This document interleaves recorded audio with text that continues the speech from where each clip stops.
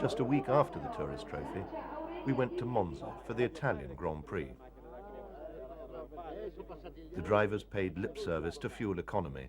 They were driving not a new, smaller still Cooper, but BP midget cars powered by tiny two-stroke engines. In practice, the major concern for all the Grand Prix teams had been tyre wear. The fast Monza circuit and the hot weather were destroying tyres. Moss's mechanic, Alf Francis, had fitted knock-on hubs to the rear of the Cooper in anticipation of a pit stop, but then found it was the left front tyre that was wearing the worst. The Astons qualified only 16th and 17th. Salvadori was still wearing bandages after the fire at Goodwood. The revered Enzo Ferrari made his customary visit to Monza. The Commendatore is seen at Grand Prix only once a year, and that's practice for the Italian Grand Prix.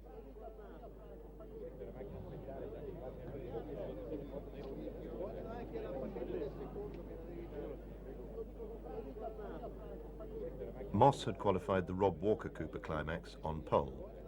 Second was the Ferrari of Tony Brooks, and third was Jack Brabham in the Works Cooper Climax.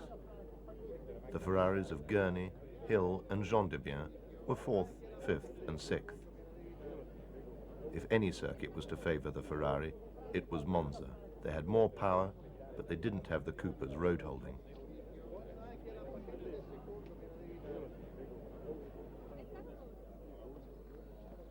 The Walker team discussed their tyre strategy. Could Stirling add a second to his Portuguese victory, I wondered.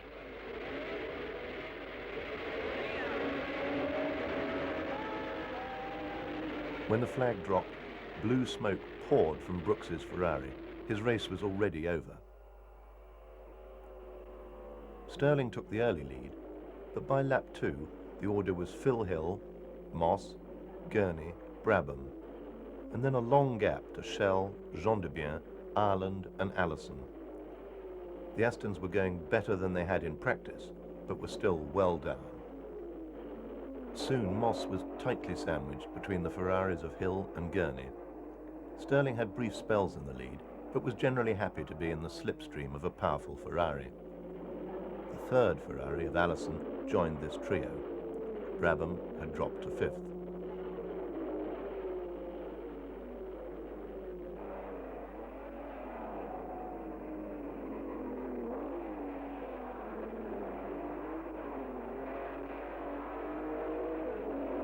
On lap 33, the leader, Phil Hill, pitted for tyres. In the next few laps, the other Ferraris all did likewise. After the Ferrari pit stops, Moss held a good lead over Hill and Brabham, who'd been promoted to 3rd.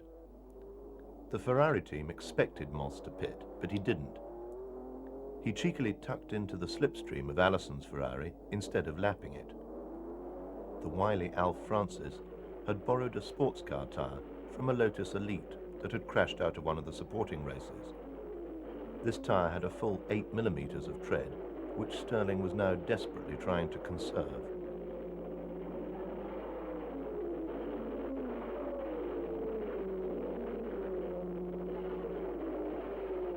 David Brown was unimpressed.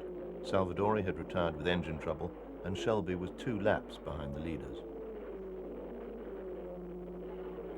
By running at a pace fast enough to prevent the Ferraris catching him, but slow enough to conserve his tyres, Stirling Moss won a convincing tactical victory, 47 seconds ahead of Phil Hill's Ferrari.